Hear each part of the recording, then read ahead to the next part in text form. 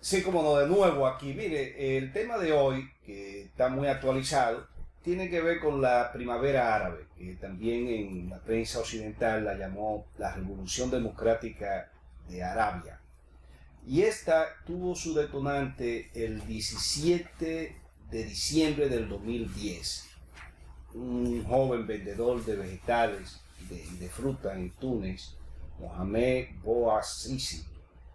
Este joven que la policía le confiscó su lugar de donde tenía su puesto de venta, también una oficial de la policía lo ofendió, lo escupió, y él de una manera muy indignada se autoinmoló, se roció con una pintura inflamable y se prendió fuego.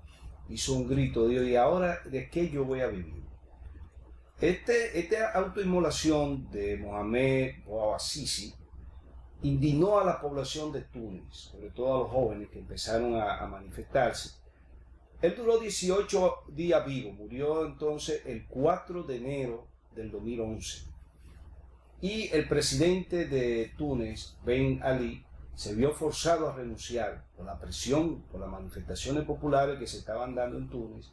10 días después de la muerte, el 14 de enero del 2011, este dictador que tenía 23 años gobernando a Túnez, pues se vio forzado a renunciar.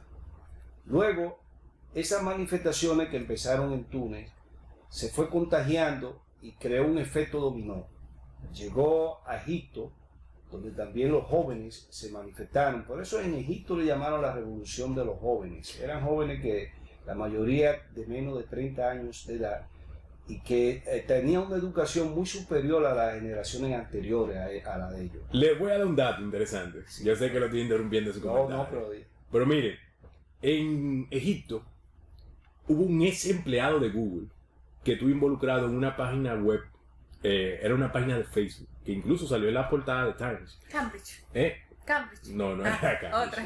Era otra página. Pero le llamaban el chico Google, porque él creó una página y espontáneamente la gente comenzó a entrar a la página y de ahí se organizó y pasaron entonces a las calles.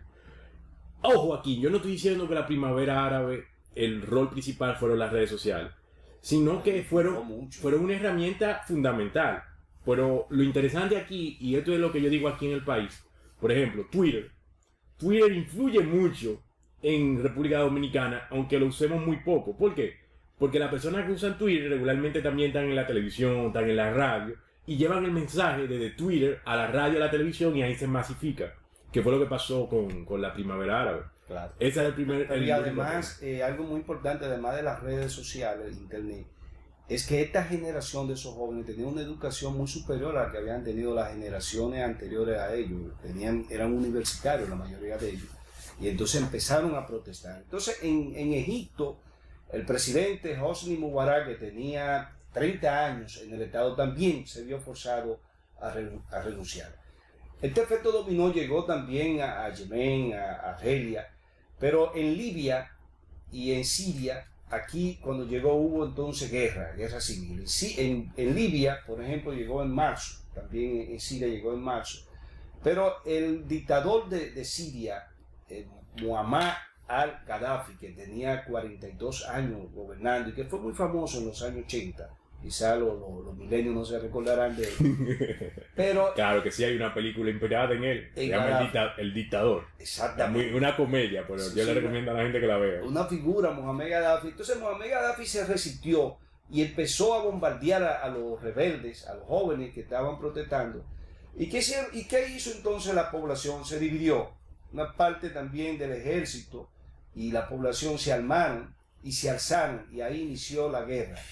La OTAN, es decir, la Organización del Atlántico Norte, del Tratado del Atlántico Norte, que forman los Estados Unidos, Alemania, Inglaterra, Francia, apoyaron entonces a los grupos rebeldes que estaban manifestándose de manera primero pacífica, pidiendo democracia y derechos sociales.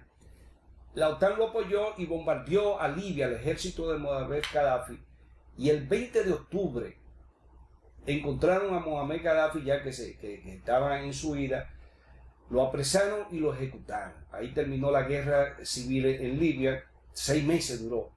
Pero en Siria, el dictador de Siria, que había llegado al poder, Bashar al-Assad, que había llegado al poder en el año 2000, que había sucedido a su padre, Hafez al-Assad, que tenía ya 29 años en el poder.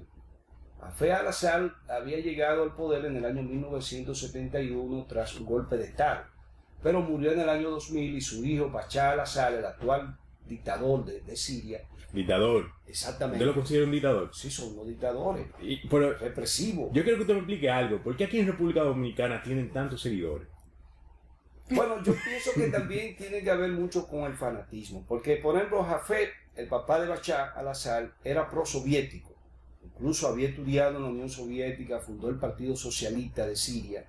Y en el año 1980, siendo él presidente de Siria, Hafez al-Assad, hizo un tratado con la Unión Soviética de amistad y de defensa, es decir, de ayuda militar. Entonces, usted lo que me dice es que los defensores ahora mismo de Siria y de este régimen son fanáticos rusos.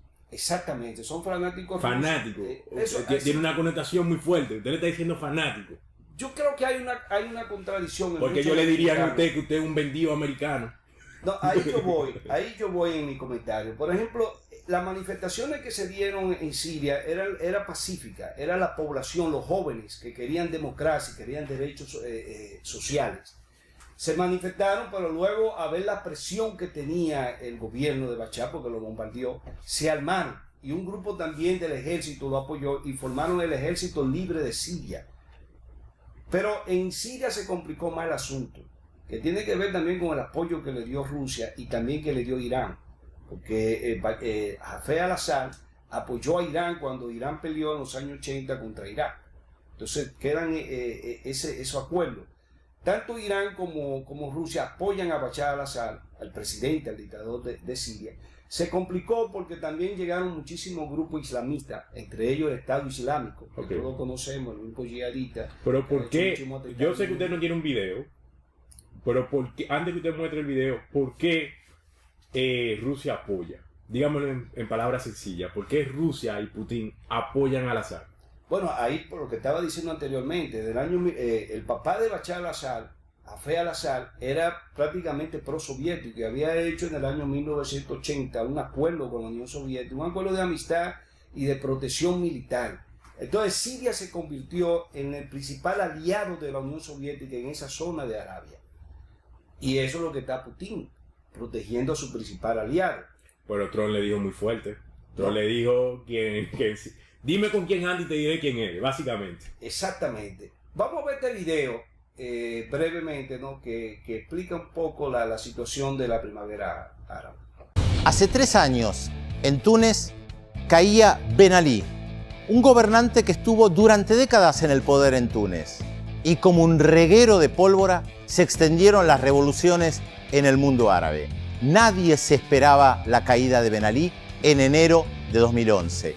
Y seguramente muy pocos esperaban, aún más, que poco tiempo después cayera también Hosni Mubarak en Egipto. 2 gobernantes consolidados, fuertes, con un aparato militar que los apoyaba y que parecían estar en el lugar señalado a la hora señalada y que nadie los podía mover. Sin embargo, las masas, las grandes masas, a veces sorprenden en la historia. Y así son las revoluciones. Irrumpen cuando nadie lo espera. Fue lo que pasó en Túnez y fue lo que pasó en Egipto, con una característica muy particular. En ambos procesos revolucionarios, las movilizaciones fueron pacíficas. Miles de personas salieron a las calles a desafiar a esos poderes constituidos sin armas, con la voluntad de llevar adelante profundas reformas, con la voluntad de destituirlos, sin tirar un solo tiro. Hubo represión, es verdad, pero la gente en las calles aguantó la represión y pudo derrocar a esos gobiernos. La dinámica que se abrió en el mundo árabe, sin lugar a dudas, fue inesperada. Pero algunos gobernantes aprendieron la lección de lo que había pasado. Lo aprendió Gaddafi en Libia, lo aprendió Bashar al-Assad en Siria y decidieron reprimir de la manera más violenta posible.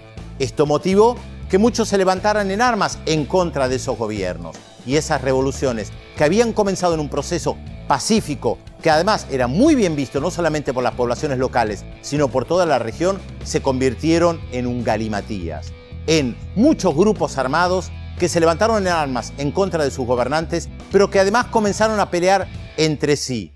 Y ya es mucho más difícil apoyar a grupos armados cuando ni siquiera se sabe muy bien qué es lo que quieren más allá de derrocar al régimen, cuando además se matan entre ellos. Lo que comenzó hace 3 años como una revolución pacífica quedará marcado en la historia del mundo árabe como un proceso fundamental que todavía no se ha cerrado. Las revoluciones a veces tardan en cerrarse, a veces décadas, pero el punto inicial estuvo en enero de 2011, hace 3 años. Sí, como tú decías, Almi, entonces el sábado pasado, sábado 7 de abril, el presidente de Siria, Bashar al-Assad, bombardeó con armas químicas, con cloro gas, a la zona de Duma, que es la Ghouta. ¿Usted está seguro? Mira, el presidente de Francia, Emmanuel Macron, está completamente seguro. Hay muchísimos videos por ahí donde se ven los niños en los hospitales, videos que son realmente tristes, ver esos niños en esa situación. Que son los que más sufren. ¿No? Exactamente. Estamos hablando, Lisset, por ejemplo, que esta guerra que tiene 7 años, que empezó en Siria en marzo del 2011, ya se han desplazado más de 10 millones de habitantes. Es decir, Una Siria República tenía Dominicana. 23 millones de habitantes. Es como antes si de la guerra. nosotros cogiéramos República Dominicana y nos fuéramos toditos. Exactamente, y hay aproximadamente unos 500.000 muertes, es decir, 500.000 de personas muertas, y hay más de 2 millones de niños que no van a la escuela. Esta es la peor crisis de este siglo, del siglo XXI, la peor guerra, perdón. Entonces, ¿qué hemos visto? Que las naciones como Inglaterra, Francia, los Estados Unidos, fueron en apoyo a los grupos rebeldes, al ejército libre de Siria, que son los que están luchando por la democracia. Miren, estas 3 naciones, y ahí viene con tu pregunta, necesita la respuesta, Inglaterra, Francia y los Estados Unidos han sido las naciones que más han luchado por la libertad y la democracia en el mundo en los últimos 3 o 4 siglos. Es decir, estas naciones, por ejemplo, la primera revolución fue la de Inglaterra, en el siglo XVIII. Luego en el siglo XVII, la de Inglaterra. Luego la de Estados Unidos y la de Francia. Siempre han estado del lado de la libertad, de la democracia, tanto en la Primera como en la Segunda Guerra Mundial. Pero además, estas 3 naciones, Inglaterra, Francia y los Estados Unidos, son las 3 naciones que más han contribuido tanto al desarrollo tecnológico, económico, social al mundo, lo que más le han hecho aporte al mundo. Yo simpatizo mucho por estas 3 naciones, precisamente por su historia. O sea, siempre estoy a favor de la democracia, de la libertad y del desarrollo tecnológico, del desarrollo económico, social y político del mundo. Ustedes han hecho sus conclusiones, básicamente, si ya decírsela, pero yo quiero que usted, en 280 caracteres, nos diga sus conclusiones y qué usted le diría a esas personas que dicen que la primavera árabe fue un invento de Estados Unidos. No, pues ¿cómo va a ser un invento de los Estados Unidos si explicamos, ¿verdad?, cómo inició con este joven tunecino que en el 17 de diciembre del 2010 se autoinmoló por la indignación? Hay que decir que en el momento en que este joven Mohamed Bouazizi se autoinmola, en Túnez, que tiene el 75% de la población, tiene menos de 30 años. Y el 60% de esos jóvenes estaban desempleados. Es decir, había una situación crítica. Por eso yo dije que Mohamed Bouazizi lo que fue el detonante. Es decir, él se inmoló, se sintió indignado por la presión que tenía, y los jóvenes entonces, que ya eran jóvenes diferentes, empezaron a protestar. Pero lo que ellos reclamaban era más democracia y más derechos sociales. Por eso yo digo que es una maravilla. Ahora, ¿qué pasa? La democracia no es algo que se consigue de manera automática. La democracia presupone desarrollo social. Esos pueblos de Arabia nunca han vivido democracia. Por eso es que muchos de factores de la primavera árabe, en Túnez principalmente, usan a Túnez diciendo que ya ellos no están mejor que como estaban antes de la revolución. Por un proceso. Un proceso. En 10 años no es verdad que ellos van a entrar a una democracia. Nosotros tenemos 50 y pico de años de la muerte de Trujillo y todavía no hemos consolidado nuestra democracia. Se nos acabó el tiempo. Así es. Entonces, vamos a vernos el próximo domingo, lo esperamos. Tenemos un saludo muy especial, que es una de las personas que más nos está apoyando activa en las redes sociales, que cumplía años esta semana. Ajá, Se llama Glorinet Ruiz. Glorinet. Así que Un abrazo y un fuerte saludo de parte de todos nosotros para Glorinet. ¿Algún saludo, ingeniero? No, bueno, como siempre a Laura y a Graciela. ¿Algún saludo, licenciada? Ingeniera. ¿Algún saludo, licenciada? Claro, un saludito por ahí muy especial a mi hija, Hailey, y a mi mami. Bueno, esto fue todo. Perdón, y a mis hermanos se me quedaban. Mis hermanos Junior y José Luis. Bueno, esto fue todo por ahora. Nos vemos el próximo domingo. Si les gustó este video o creen que este contenido le puede ser útil a otra persona, por favor compártanlo. Si no están viendo de la televisión, por favor entren a YouTube y síganos, porque queremos crecer como un medio independiente. Hasta la próxima. Say what? Say what? Say what?